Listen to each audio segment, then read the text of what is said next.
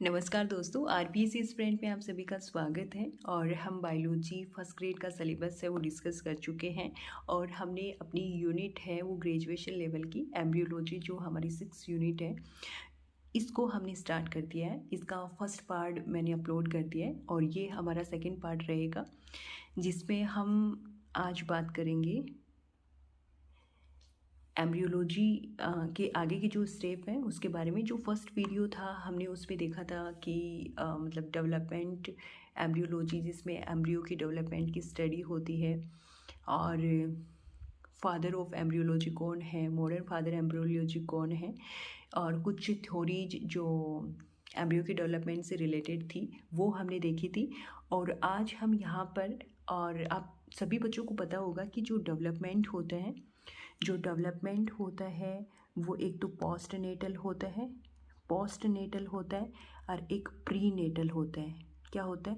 Pre natal होता है। Pre natal में क्या होता है कि बिफोर बर्थ से पहले की स्टडी होती है, और इसमें जो होता है ये पोस्ट यानी आफ्टर बर्थ के बाद की स्टडी होती है। तो ये डेवलपमेंट है जिसे प्री नेटल है और एक पोस्ट नेटल है। तो अब डेवलपमेंट के लिए डेवलपमेंट हो रहा है, एम्ब्रियो का डेवलपमेंट होता है, तो इसके लिए फर्टिलाइजेशन होना ज़रूरी है, रिप्रोडक्शन होना ज़रूरी है। तो ये हम देखेंगे आज। ये रिप्रोडक्शन है, ये 2 टाइप्स का होता है। एक होता है एसेक्सुअल रिप्रोडक्शन और एक होता है सेक्सुअल रिप्रोडक्शन। इसमें क्या होता है कि एसेक्सुअल रिप्रोडक्शन में केवल एक ही जनक भाग लेता है, यानी एक ही जनक भाग लेता है, या तो मेल हो या फिर फीमेल हो। जनक का वह भाग जो एसेक्सुअल रिप्रोडक्शन में भाग लेता है वो ब्लास्टेमा कहलाता है। यानी जनक का कोई भी पार्ट अगर रिप्रोडक्शन में पार्टिसिपेट करता है तो वो पार्ट ब्लास्टेमा कहलाता है। इम्पोर्टेंट है ये चीज़, ठीक है। और आगे देखेंगे अब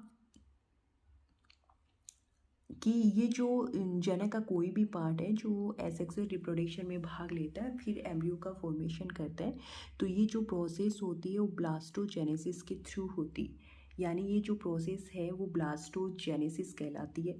ये बहुत ज़्यादा इम्पोर्टेंट है। यहाँ से क्वेश्चन इस तरीके से पूछा जा सकता है कि एसेक्सुअल रिप्रोडक्शन के दौरान ब्लास्टेमा से एम्ब्रियो का जो डेवलपमेंट होता है उस प्रोसेस या जो प्रक्रिया है उसका क्या नाम है? तो उसका नाम है ब्लास्टोजेनेसिस। और ये जो एम्ब्रियो है इसको ब्लास्टोजोइड्स कहते हैं। यहाँ पर गैमेट का फॉर्मेशन नहीं होगा, एब्सोल्युटली गैमेट का फॉर्मेशन नहीं हो पाएगा, और यहाँ पर जेनेटिक वेरिएशन भी नहीं आएंगी, ठीक है। और अब हम देख लेते हैं सेक्सुअल रिप्रोडक्शन। और सेक्सुअल रिप्रोडक्शन में 2 जनक पार्टिसिपेट करते हैं, और मेल और फीमेल। मेल का होता है स्पर्म और फीमेल का होता है ओवम। ये फर्टिलाइजेशन करके जाइगोट का फॉर्मेशन करेंगे। और ये जो जाइगोट होगा ये यूनिसेलुलर होता है, आप सभी को पता है यूनिसेलुलर होता है, और ये सिंगल लेयर्ड होता है, ठीक है। यहाँ पर गैमीट का फॉर्मेशन होता है, और ये जो गैमीट का फॉर्मेशन होता है ये जो प्रोसेस होती है वो गैमेटोजेनेसिस कहलाती है। यहाँ पर जो विभाजन होगा वो मियोसिस होगा, अर्धसूत्री विभाजन होगा, और यहाँ पर जो विभाजन होगा वो समसूत्री यानी माइटोसिस होगा। किसमें? एसेक्सुअल रिप्रोडक्शन में। यहाँ पर जेनेटिक वेरिएशंस आती है, हाँ आती है। और आगे और देख लेते हैं हम।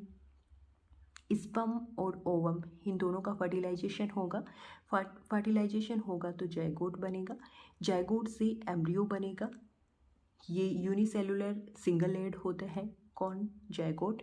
पूछा जाता है ये क्वेश्चन, जाइगोट होता है, यूनिसेलुलर होता है या फिर मल्टी सेलुलर होता है। कई बार बच्चों के दिमाग में आता है कि न्यूक्लियस मतलब न्यूक्लियस का फ्यूजन होता है, क्योंकि एक तो स्पर्म न्यूक्लियस होता है, एक ओवम न्यूक्लियस होता है, तो उसको ना उस तरीके से देख के मल्टी सेलुलर कर देता है। तो ये यूनिसेलुलर होता है। और एम्ब्रियो हूजॉइड, इसको हूजॉइड बोलते हैं, और आगे चल करके एनिमल का डेवलपमेंट होता है, ठीक है। और अब हम डिस्कशन करते हैं। हमने मतलब रिप्रोडक्शन देख लिया है, एसेक्सुअल रिप्रोडक्शन और सेक्सुअल रिप्रोडक्शन। अब हम देखते हैं गैमेटोजेनेसिस। हम अपनी जो सिलेबस है उसके पॉइंट ऑफ व्यू से चलेंगे। वैसे पढ़ने को तो बहुत कुछ है, लेकिन हाँ, जो हमारी एग्ज़ाम की दृष्टि से जो इम्पोर्टेंट चीज़ें हैं उनको लेकर के चलेंगे हम। स्पर्मेटोजेनेसिस और हूजेनेसिस, ये दोनों प्रोसेस मिलकर के गैमेटोजेनेसिस की प्रक्रिया को कंप्लीट करती है। यानी गैमेटोजेनेसिस की प्रोसेस के अंतर्गत स्पर्मेटोजेनेसिस होता है और हूजेनेसिस होता है, तब जाके गैमेटोजेनेसिस की प्रोसेस क्या होती है, कंप्लीट होती है।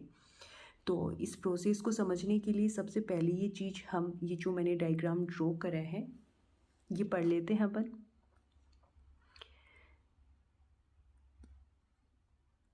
तो इसमें क्या होता है कि ये फीमेल रिप्रोडक्टिव सिस्टम है, ये फीमेल रिप्रोडक्टिव सिस्टम है, ये वेजाइना है, ये सर्विक्स है और ये एंडोमेट्रियम है। एंडोमेट्रियम कौन सा है, जो लाइन लाइन से दिख रही है, ये एंडोमेट्रियम है।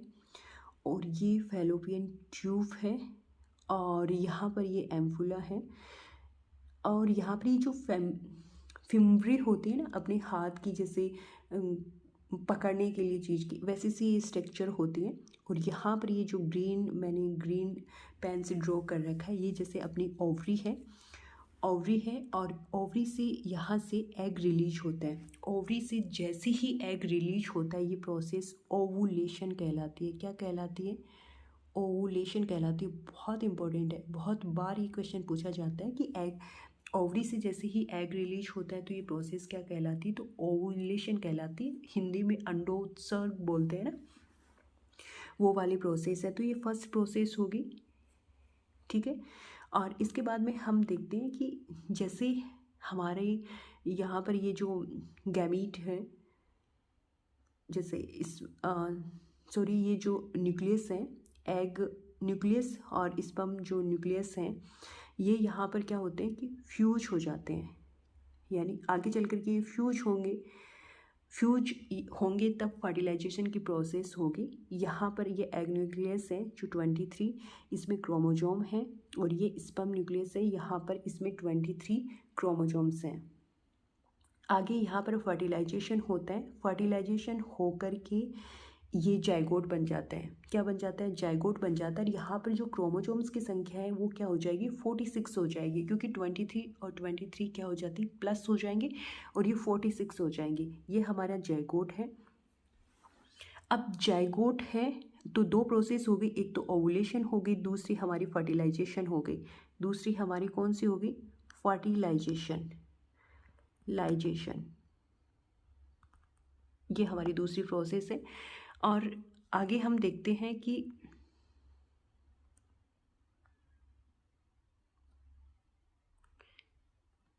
हाँ, तो जैसे आगे यहाँ पर क्या होगा कि ये जो जाइगोट है और जाइगोट के आकार में यहाँ पर आगे चेंजअप नहीं होंगे, सिर्फ यहाँ पर सेल डिवीजन होंगे। यानी सेल की संख्या इंक्रीज होती जाएगी, यानी जो डिवीजन होगा वो समसूत्री डिवीजन होगा और यहाँ से क्लीवेज होना स्टार्टअप हो जाता है। यानी क्लीवेज जो डेवलपमेंट होता है वो क्लीवेज टाइप का होता है, यानी क्लीवेज यहाँ से स्टार्ट हो जाता है। तो आगे चल कर के ये जो जाइगोट है 2 सेल में डिवाइड हो जाता है और फिर 4 सेल में डिवाइड हो जाता है, फिर 8 सेल में डिवाइड हो जाता है और इसी तरीके से ये 8 सेल के बाद में ये 16 सेल में डिवाइड हो जाता है। यानी हम ये कह सकते हैं कि क्लीवेज में ये 2 cell stage, 4 cell stage, 8 cell stage और ये 16 सेल स्टेज हैं, जो क्लीवेज के अंतर्गत 4 स्टेज आएंगे, ठीक है। और ये जो 16 सेल स्टेज है इसको हम एक नाम देते हैं जिसको हम मोरूला कहते हैं। क्या कहते हैं, मोरूला कहते हैं। यहाँ पर जो सेल होती है ना, मोरूला के अंदर जो सेल होती है उनको हम ब्लास्टोमियर कहते हैं और ये ब्लास्टोमियर आगे चल कर के बहुत सारी नई सेल का निर्माण करते हैं, मतलब नई सेल बनाता रहता है। अब यहाँ पर ये जो मोरूला है ये सॉलिड स्ट्रक्चर होती है। क्या होती है, सॉलिड स्ट्रक्चर होती है। कौन सी, मोरूला, ठीक है, ओके। तो ये सॉलिड स्ट्रक्चर होती है और यहाँ पर ये जो स्ट्रक्चर होती है 16 सेल स्टेज होती है, ठीक है। अब यहाँ से इस मोरूला से आगे ब्लास्टूला बनता है। क्या बनता है, ब्लास्टूला बनता है। और ब्लास्टूला की जो आउटर लेयर होती है यानी जो बाहर की लेयर होती है, यानी ये आउटर सेल मास होती है, यानी जो बाहर की जो लेयर है इसको तो हम ब्लास्टोडर्म बोलते हैं, ब्लास्टोडर्म बोलते हैं। ब्लास्टोडर्म के नीचे की तरफ जो सेल्स होती हैं इनको आउटर सेल मास बोलते हैं। आउटर ये इस तरीके से अरेंज होती हैं और ब्लास्टोडर्म का निर्माण करती हैं। इन आउटर सेल मास यानी जो ये किनारे किनारे पे जो अरेंज है सेल्स, इनको हम आउटर सेल मास कहते हैं, यानी इनको ट्रोफोब्लास्ट भी कहते हैं। क्या बोलते हैं? ट्रोफोब्लास्ट कहते हैं। अब ये ट्रोफोब्लास्ट आगे चल कर के हेल्प करती है इन प्लेसेंटा, यानी ये आगे चल कर के प्लेसेंटा में हेल्प करती है। और प्लेसेंटा क्या होता है? प्लेसेंटा होता है ये एक एडिशनल ऑर्गन होता है, आप सभी को पता है एडिशनल ऑर्गन होता है, एडिशनल ऑर्गन होता है जो प्रेगनेंसी के दौरान जो मदर है, मदर और बेबी के बीच में बनता है। यानी यहाँ पर ये न्यूट्रिशन प्रोवाइड करता है बेबी को, और बेबी यहाँ से जो वेस्ट प्रोडक्ट होते हैं वो माता को ट्रांसपोर्ट करता है, और माता एक नेचुरल प्रोसेस के थ्रू से बाहर निकाल देती है बॉडी से। तो ये प्लेसेंटा था। तो ये ट्रोफोब्लास्ट है जो प्लेसेंटा में हेल्पफुल होता है। तो क्वेश्चन पूछा जा सकता है कि ट्रोफोब्लास्ट मतलब किसके फॉर्मेशन में हेल्पफुल होता है? तो ये प्लेसेंटा में होता है। यहाँ पर क्या होता है कि कुछ सेल होती हैं वो अंदर की तरफ रीअरेंज होती हैं, मतलब ये जो ब्लास्टोमी ये जो सेल्स होती हैं ना वो यहाँ पर रीअरेंज होती हैं। कुछ तो बाहर की तरफ होती हैं जिसे आउटर सेल मास कहते हैं, और कुछ अंदर की तरफ होती हैं जिन्हें इनर सेल मास कहते हैं। इनर सेल मास को हम एम्ब्रियोब्लास्ट कहते हैं, और इस एम्ब्रियोब्लास्ट के नाम से ही पता चलता है कि ये आगे चल कर के एम्ब्रियो का फॉर्मेशन करता है। मतलब एम्ब्रियो का फॉर्मेशन किससे होता है? इनर सेल मास से होता है। ठीक है, यहाँ पर एक कैविटी का फॉर्मेशन भी होता है। यहाँ एक कैविटी बनती है जिसको ब्लास्टोसील कहते हैं, और ये जो पूरी प्रोसेस होती है इस दौरान इसको ब्लास्टुलेशन कहते हैं। क्या बोलते हैं? ब्लास्टुलेशन बोलते हैं। और यहाँ से ये जो हो अब कहलाता है इसको ब्लास्टोसिस्ट या फिर ब्लास्टुला कहते हैं।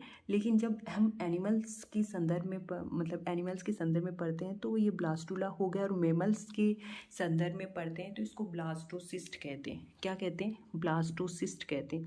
आई होप आपको ये चीज़ समझ में आ गई होगी, क्योंकि जो बाहर की लेयर होगी वो ट्रोफोब्लास्ट है, और अंदर की जो इनर मास की होगी वो एम्ब्रियोब्लास्ट है। यहाँ पर एक कैविटी है, ब्लास्टोसील है, और बाहर की जो ये एक लेयर होती है इसको ब्लास्टोडर्म कहते हैं।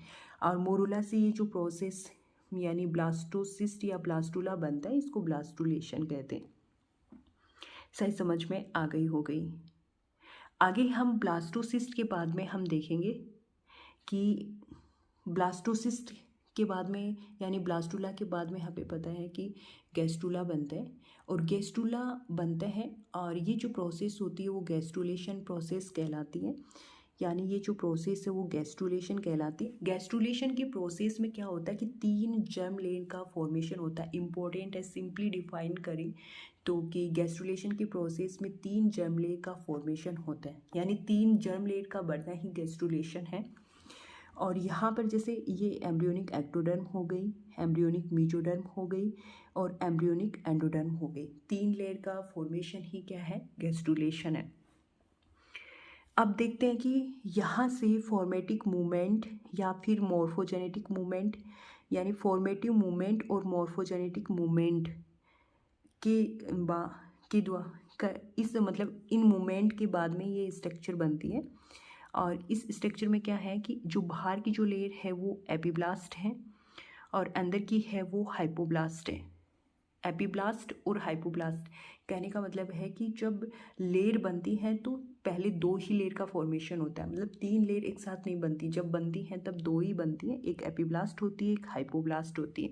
एपिब्लास्ट है वो एक्टोडर्म से, और हाइपोब्लास्ट है उसे एंडोडर्म और मीजोडर्म का फॉर्मेशन होता है। इंपॉर्टेंट है, एपिब्लास्ट कौन सी मीजोडर्म से बनती है? एक्टोडर्म से बनती है।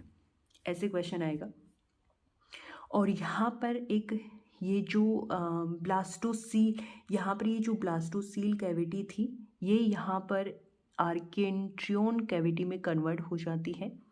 ठीक है, और यहाँ पर एक पोर है, देखो यहाँ पर एक पोर है, ये दिख रहा होगा शायद, देखो ब्लास्टोपोर। ये क्वेश्चन आया हुआ है कि ये जो ब्लास्टोपोर है मतलब गैस्ट्रुलेशन के दौरान एक पोर बनता है, उस पोर का नाम क्या है, तो ये ब्लास्टोपोर है। बच्चों के गैस्ट्रोपोर होगा, गैस्ट्रुलेशन के दौरान बनता है, नहीं ब्लास्टोपोर है। अब ब्लास्टोपोर आता है तो हम ब्लास्टुला में चले जाते हैं, नहीं ये ब्लास्टोपोर है जो गैस्ट्रुलेशन के दौरान यहाँ पर बनता है। और ये जो है आगे की, ये जो प्रिमिटिव गट है गैस्ट्रुलेशन के प्रोसेस के दौरान बनती है और आगे चल कर के एलिमेंट्री कैनाल में एलिमेंट्री कैनाल का फॉर्मेशन होता है। तो हम कह सकते हैं कि जो हमारी जो एलिमेंट्री कैनाल है इसका फॉर्मेशन किससे होता है, तो मीजोडर्म से होता है। किससे होता है, मीजोडर्म से होता है। अब ये तो मैंने आपको सीधी बता दी कि एपिब्लास्ट बनती है, हाइपोब्लास्ट बनती है, लेकिन ये इस तरीके से नहीं बताया कि ये बनती किस तरीके से है। इसे अगर डिटेल से मैंने इसका भी एक डायग्राम ड्रॉ किया है, ये आपको समझ में आ जाएगा। तो इसको थोड़ा सा समझ लेते हैं, हालांकि वो उतना देख लेंगे तो भी अपना काम हो जाएगा, लेकिन ये थोड़ा सा देख लेते हैं कि ब्लास्टोसिस्ट है। ये जो हमारा जो ब्लास्टोसिस्ट है यानी ब्लास्टोसिस्ट था या फिर ब्लास्टुला था, और ये आपको बता दिया कि आउटर सेल मास होता है ट्रोपोब्लास्ट, ये प्लेसेंटा का फॉर्मेशन करती है, इनर सेल मास है, इससे एम्ब्रियो बनता है, और ये जो कैविटी है ब्लास्टोसील है, ये तो हमें पता है। अब क्या होता है कि जो मतलब इसको आगे गैस्ट्रुलेशन, याद रखना गैस्ट्रुलेशन के दौरान हमारी इनर सेल काम आएंगी, और ये जो इनर सेल्स हैं यही काम आएंगी गैस्ट्रुलेशन के दौरान। यहाँ पर क्या करते हैं कि दोनों लेयर यहाँ पर रीअरेंज हो जाती हैं, ये जो इनर सेल मास है ये रीअरेंज हो जाती है यहाँ पर, और एक एपिब्लास्ट बना लेती हैं और एक हाइपोब्लास्ट बना लेती है। दो कैविटी यहाँ बन जाती हैं, जो ये होती है एमनियोटिक कैविटी और ये होती है यॉर्क सैक। यानी जो ये एमनियोटिक कैविटी है ये आगे चल कर के जो एमनियोन कोरियोन है उनके डेवलपमेंट में हेल्पफुल होता है। और ये हमारा जो यॉर्क सैक है, यॉर्क सैक ये हमारी जो ब्लड वेसल्स होती हैं या फिर इनके डिफरेंट फंक्शंस में ये इम्पोर्टेंट रहता है यॉर्क सैक। तो ये एपिब्लास्ट हो गई और ये हाइपोब्लास्ट हो गई ऊपर वाली। अब जैसे इसको हम टर्न करते हैं, किसको,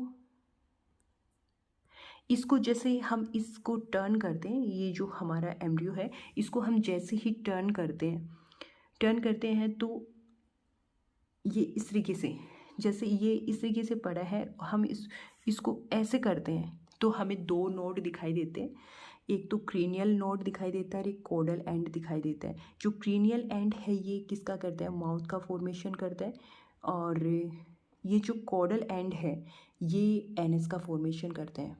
किसका करते हैं, एनएच का फॉर्मेशन करते हैं। अब जैसे ही हम इसको काटते हैं, मतलब मिड से काटेंगे, इसको मिड से काटेंगे तो ये हमें इस तरीके की स्ट्रक्चर दिखाई देगी। तो ये जो जैसे क्रेनियल एंड है जो माउथ का फॉर्मेशन करता है, और ये हमारी जो नीचे वाली जैसी है ये क्या है, एपिब्लास्ट है, और ये हाइपोब्लास्ट है। लेकिन ये वाली स्ट्रक्चर दिखाई नहीं देगी, ये जो बीच वाली मैंने ड्रॉ कर रखी है रेड सी, ये वाली स्ट्रक्चर नहीं दिखाई देगी जब हम काटेंगे। लेकिन जैसे इसको काट लिया और ये स्ट्रक्चर यहाँ पर शो अप नहीं होगी, तो ये जो एपिब्लास्ट की सेल्स होती है ना, एपिब्लास्ट की सेल्स क्या होती हैं कि सेंटर की तरफ मूव करेंगी। जो एपिब्लास्ट की सेल्स हैं वो सेंटर की तरफ मूव करेंगी और एक लाइन जैसी स्ट्रक्चर बनाएंगी, यानी एक लाइन सी स्ट्रिक बनाएंगी, मतलब स्ट्रिक का मतलब लाइन ही होता है। तो एक लाइन जैसी स्ट्रक्चर यहाँ पर बनाएंगी, यहाँ पर ये जैसे लाइन जैसी स्ट्रक्चर बन जाएगी। और इसमें क्या होता है कि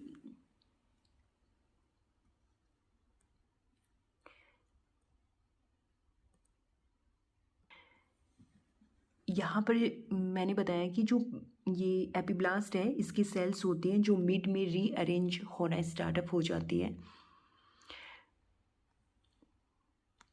और यहाँ पर जैसे ये स्टार्ट हो जाती है यहाँ पर, तो यहाँ पर क्या होता है कि मिड में जाकर के ये प्रिमिटिव मतलब एक नोड जैसी स्ट्रक्चर बनाती है। कौन सी, एपिब्लास्ट की बात कर रही हूँ, इसी की सेल्स सेंटर की तरफ मूव करती हैं और यहाँ पर प्रिमिटिव स्ट्रिक, यानी ये प्रिमिटिव स्ट्रिक और ये प्रिमिटिव यहाँ पर नोड बना देती हैं।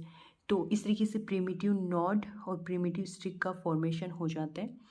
अब यहाँ पर क्या करते हैं कि जैसे प्रिमिटिव नॉड और प्रिमिटिव स्ट्रिक की जो सेल्स होती हैं, यानी प्रिमिटिव नॉड और प्रिमिटिव स्ट्रिक की जो सेल्स होती हैं, यानी ये इस तरीके की फॉर्मेशन बनी हुई है।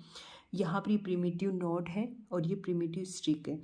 यहाँ पर ये बीच में पूरे में सेल्स में भरी हुई होती है, इसमें सेल्स भरी हुई होती है, लेकिन ये प्रिमिटिव नॉड की सेल्स ये जो सेंटर से यानी साइड में अरेंज होना स्टार्ट हो जाती है, बीच में ये खाली जैसी स्ट्रक्चर बन जाती है, मतलब एक नाली जैसी स्ट्रक्चर का फॉर्मेशन यहाँ पर हो जाता है। तो प्रिमिटिव नॉड से प्रिमिटिव पिट का फॉर्मेशन होता है, यानी प्रिमिटिव नॉड है वो प्रिमिटिव पिट में कन्वर्ट हो जाता है, क्योंकि बीच की जो सेल्स थी सारी की सारी कहाँ हो गई, साइड में अरेंज हो गई। मतलब बीच की जो सेल्स थी वो सारी की सारी ऐसे साइड में अरेंज हो गई, तो बीच में ये जगह हो गई, ये खाली हो गई।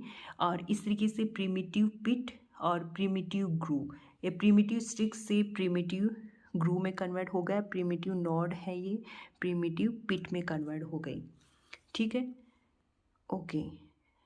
आगे क्या है कि जो प्रिमिटिव अब यहाँ पर ये सेल्स हैं वो नीचे की तरफ, यानी जो प्रिमिटिव ग्रूव है इसमें क्या होता है कि डेवलपमेंट की एबिलिटी होती है, इसकी जो सेल्स होती हैं इसमें डेवलपमेंट की एबिलिटी होती है, और इस एबिलिटी की वजह से ये जो सेल्स होती हैं मल्टीपल होना स्टार्ट हो जाती है, मल्टीपल होना स्टार्ट हो जाती है और नीचे की तरफ उतरना शुरू हो जाती है। तो उतरना शुरू हो जाती हैं तो ये एपिब्लास्ट है, इसकी कुछ सेल्स यहाँ पर रहती हैं, क्योंकि एपिब्लास्ट के बाद में हाइपोब्लास्ट होता है और हाइपोब्लास्ट को ये नीचे की तरफ धक्का देती हैं, तो हाइपोब्लास्ट की सेल्स कुछ नीचे की तरफ खिसक जाती हैं और कुछ सेल्स यहाँ पर हाइपोब्लास्ट की आती हैं, हाइपोब्लास्ट की आती हैं।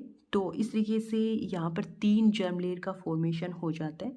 जो फर्स्ट तो थी एक्टोडर्म और जो सेकंड थी वो मतलब मीजोडर्म और लास्ट वाली एक्टोडर्म। इस तरीके से गैस्ट्रुलेशन की प्रोसेस में 3 जर्म लेयर का फॉर्मेशन हो जाता है। ठीक है, अब यहाँ पर क्या होता है कि जैसे ही ये मतलब नीचे की तरफ उतरना शुरू होती हैं तो ये जो डॉट जैसा निशान आपको दिख रहा है ये वैसे डॉट नहीं है, एक ट्यूब लाइक स्ट्रक्चर है। ये इस तरीके से है, जैसे ये मीजोडर्म की बात है तो ये आपको ट्यूब लाइक जैसी स्ट्रक्चर दिख रही है, तो इस तरीके से एक ट्यूब बनी हुई है ये, और ट्यूब बनी हुई है और ये मीजोडर्म से इसका फॉर्मेशन होता है, ट्यूब लाइक स्ट्रक्चर का फॉर्मेशन होता है मीजोडर्म से होता है। इसको हम नोटोकॉर्ड कहते हैं। क्या कहते हैं? नोटोकॉर्ड कहते हैं। ठीक है, इसको हम क्या कहते हैं? नोटोकॉर्ड कहते हैं। और ये जो नोटोकॉर्ड है ये आगे जाकर के हेल्प करता है न्यूरुलेशन यानी जब हमारा नर्वस सिस्टम के कुछ पार्ट का डेवलपमेंट होता है तब ये इसमें हेल्प करता है। तो ये क्वेश्चन पूछा जा सकता है न्यूरुलेशन को प्रेरित करता है, तो हमारा आंसर होगा नोटोकॉर्ड। और इस तरीके से ये हमारी तीनों जर्म लेयर का फॉर्मेशन हो गया। नीचे वाली एंडोडर्म है, ये मीजोडर्म हो गया, ये नोटोकॉर्ड हो गया, ये बाहर वाली एक्टोडर्म हो गई। वीडियो थोड़ी सी लंबी हो रही है पर फर्स्ट ग्रेड से रिलेटेड हम तैयारी कर रहे हैं तो हमारे जो टॉपिक्स हैं वो थोड़ी लंबे ही चलेंगे, लेकिन थोड़ा बहुत और देख लेते हैं इसमें।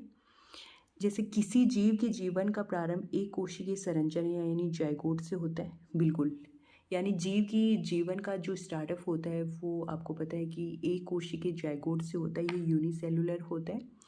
जाइगोट का आकार ब्लास्टुला के आकार के बराबर ही होता है। बिल्कुल, जाइगोट का आकार होता है वो ब्लास्टुला के आकार के बराबर होता है। ब्लास्टुलेशन के दौरान मल्टी सेलुलर सिंगल एवं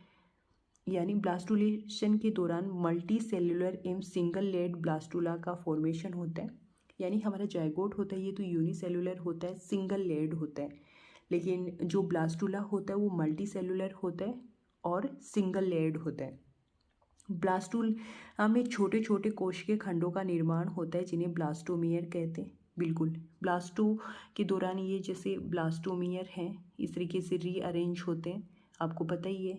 ये ब्लास्टो जो आउटर सेल मास भी कहते हैं इनको, और इनके चारों की तरफ ब्लास्टोमियर होता है। ब्लास्टोमियर मिलकर एक सिंगल लेयर का फॉर्मेशन करते हैं जिसे ब्लास्टोडर्म कहते हैं। हाँ, जिसे क्या कहते हैं? ब्लास्टोडर्म कहते हैं। गैस्ट्रुलेशन के दौरान तीन प्राइमरी जर्म लेयर बनती हैं और इसमें जैसे ये एम्ब्रियोनिक एक्टोडर्म हो गया, एम्ब्रियोनिक मीजोडर्म हो गया, एम्ब्रियोनिक एंडोडर्म हो गया। Single layered blastula multi gastrula में कन्वर्ट हो जाता है, मल्टी लेड गैस्ट्रुला में कन्वर्ट हो जाता है। ये मल्टी सेलुलर तो होता है ब्लास्टुला, पर सिंगल लेड होता है। यहाँ पर मल्टी लेड हो जाता है, गैस्ट्रुला में वो कन्वर्ट हो जाता है। ब्लास्टोसील कैविटी है वो आर्केंट्रियन कैविटी में डेवलप्ड हो जाती है, मतलब बदल जाती है। ब्लास्टोसील कैविटी है उसके थ्रू ही आर्केंट्रियन कैविटी का क्या होता है, फॉर्मेशन होता है। गैस्ट्रुलेशन के दौरान एक पोर का फॉर्मेशन होता है जिसे ब्लास्टोपोर कहते हैं। हालांकि मैंने डायग्राम में आपको ये समझा दिया, बट थ्योरी में भी लिख दिया है ताकि जब कभी देखो तो ये चीज़ माइंड में आ जाती है। गैस्ट्रुलेशन के दौरान रासायनिक विभेदीकरण का प्रारंभ हो जाता है। ठीक है, तो ये वीडियो आज काफ़ी ज़्यादा लंबा हो चुका है, लेकिन ये हमारा एम्ब्रियोलॉजी का सेकंड वीडियो था जिसमें हमने देखा रिप्रोडक्शन, एसेक्सुअल और सेक्सुअल, और इसके बाद में गैमेटोजेनेसिस की प्रोसेस को देखा। इसमें स्पर्मेटोजेनेसिस और हूजेनेसिस, जैसे ही हम अब आगे वाला जो वीडियो होगा उसमें हम स्पर्मेटोजेनेसिस के बारे में पढ़ेंगे और उसके बाद में हूजेनेसिस के बारे में पढ़ेंगे। तो ये इसका डायग्राम देख लिया, यानी हम जो एम्ब्रियो का जो डेवलपमेंट होता है वो गैस्ट्रुलेशन तक हमने देख लिया। और इसके बाद में ये कुछ इम्पोर्टेंट फैक्ट थे जो हमारे एग्ज़ाम से रिलेटेड थे। तो इस वीडियो में तो इतना ही, और अगला जो वीडियो होगा वो स्पर्मेटोजेनेसिस पर आएगा। तो आज के लिए इतना ही, नवी वीडियो में फिर से मिलेंगे। जय हिंद, जय भारत।